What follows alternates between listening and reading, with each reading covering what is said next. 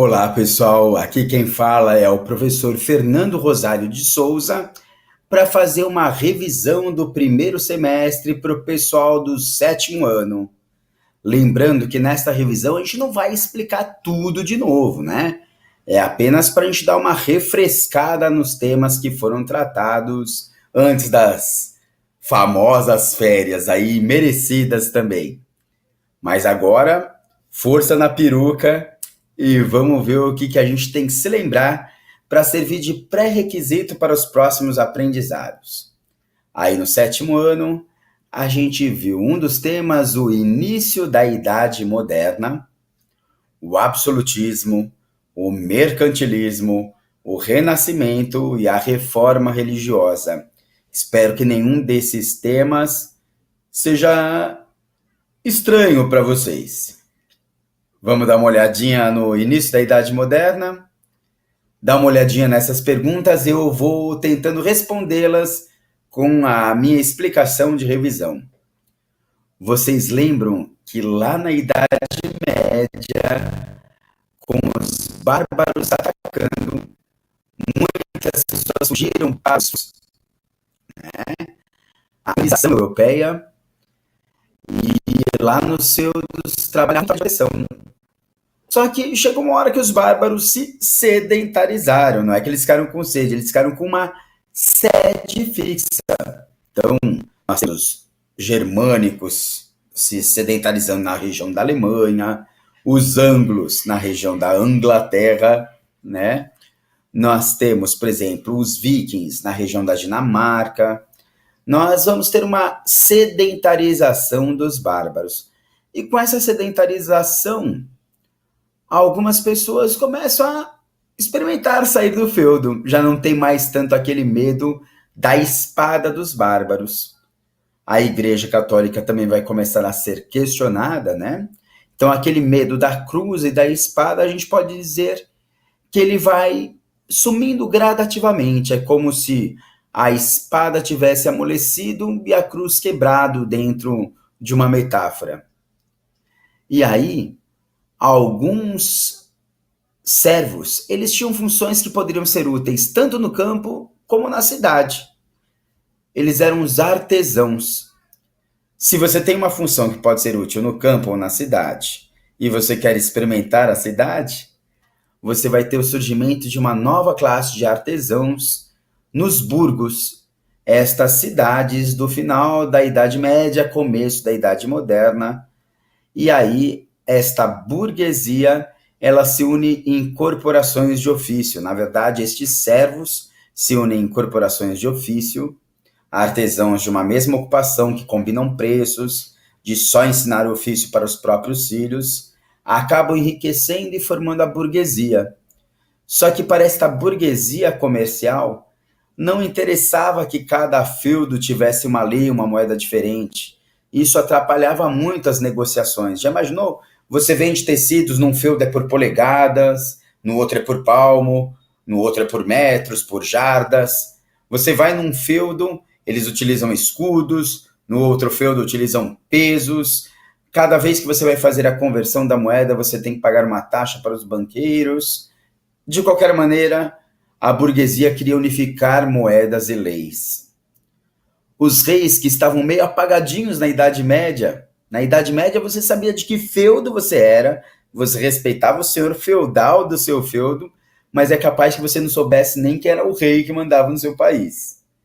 Os reis viram uma grande oportunidade com esse interesse burguês de ampliarem os seus poderes. Então a burguesia precisava de leis e moedas unificadas. Os reis se interessaram pelo poder. Essa aliança fez com que a burguesia oferecesse para os reis exércitos mercenários, aqueles soldados que trabalham não pelo amor à pátria, assim, mas pelas recompensas, pelo soldo, né? Pela remuneração que será financiada pela burguesia. Em troca, a burguesia terá dos reis leis e moedas únicas que facilitarão sobremaneira as suas transações comerciais. E elas serão ainda mais beneficiadas quando o rei conceder monopólios de comércio, ou seja, que apenas pequenos grupos comerciais vão poder comercializar em determinada região um determinado tipo de produto. Mas isso vai ser um dos temas que nós vamos trabalhar no segundo semestre. E aí a burguesia, que estava enriquecendo, ela precisava ostentar, fora do normal, os seus recursos. Isso era possível, por exemplo, se eles comessem especiarias na comida, temperos que vinham das Índias, apelido que eles deram para a região que hoje em dia seria o equivalente à Índia, China e Japão. Também seria muito bom, já que não tinha internet nem redes sociais, que eles aparecessem em obras de arte de grandes artistas. Já imaginou o rosto daquele apóstolo que está bem pertinho de Jesus ter as feições de um grande burguês da época, de alguém da família Médici, por exemplo?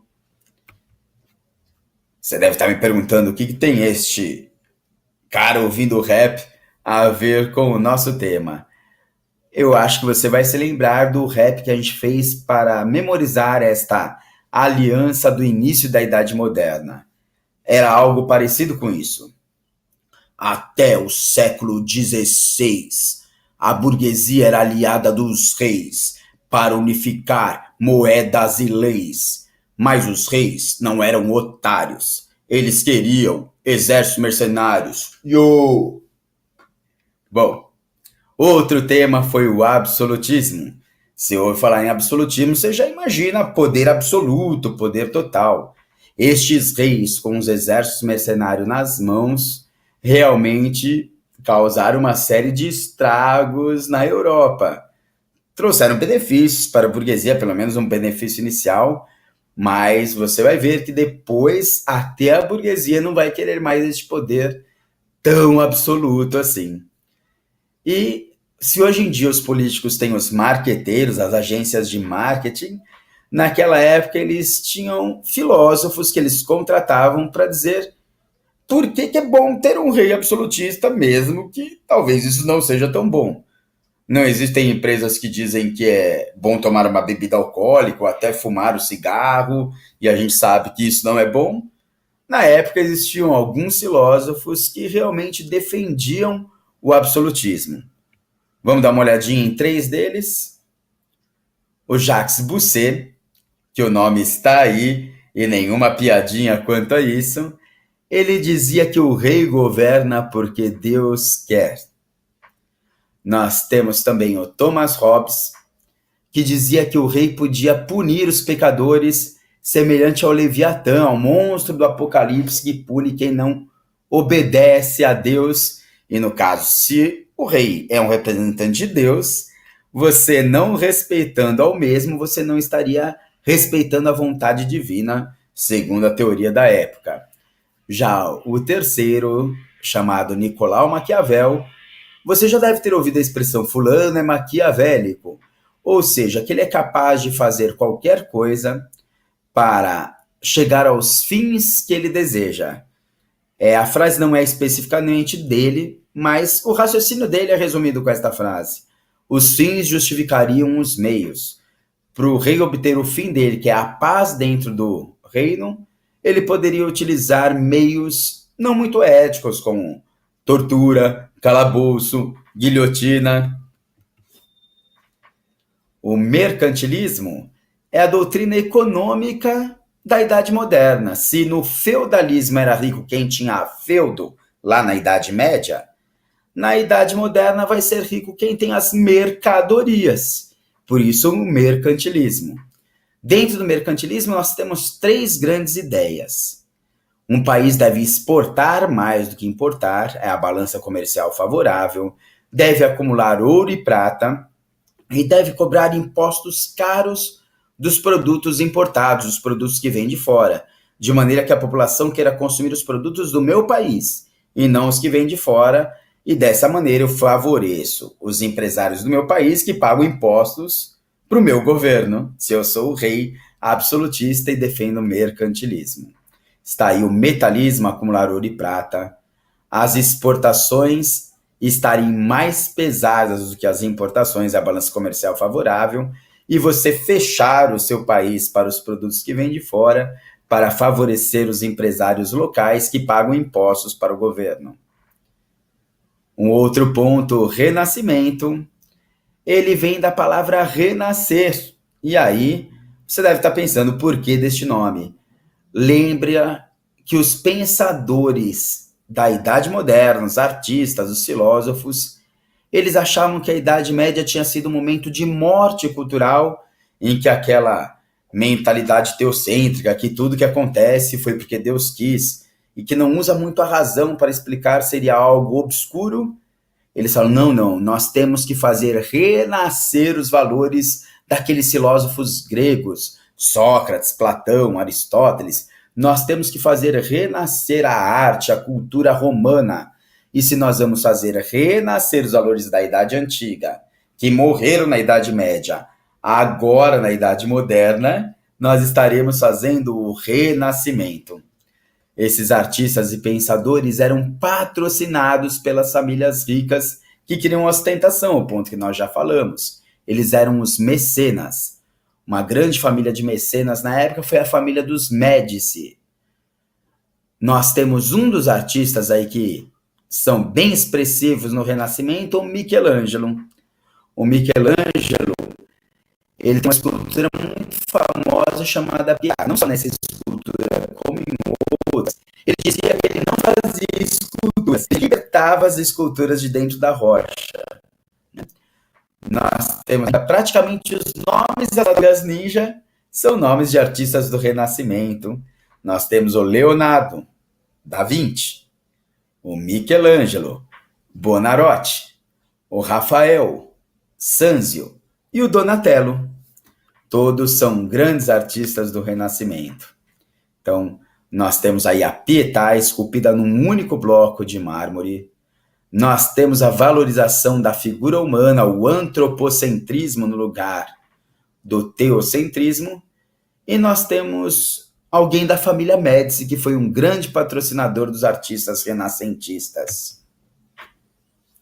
Um último tema que nós vimos no primeiro semestre foi o tema da reforma religiosa, também chamada de reforma protestante. Um nome que eu não gosto muito, porque dá a impressão de que eles estão saindo na rua, manifestando e protestando e falando abaixo a Igreja Católica. E, na verdade, boa parte dos reformadores eram pessoas bem tranquilas, apesar de serem muito firmes em suas opiniões. A Igreja Católica estava cometendo alguns erros bem graves, contestados dentro dela mesma, tá?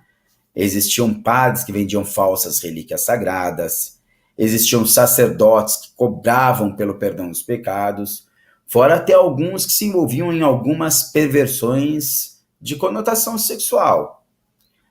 A burguesia estava bem irritada com a igreja, porque com essa história de que os ricos não entrariam no reino dos céus, muitos burgueses eram convidados, antes de morrer, a doarem parte de sua fortuna, ou até a sua fortuna completa, para a igreja, para, e sim, pobres, já que fizeram as doações, poderem entrar no reino dos céus.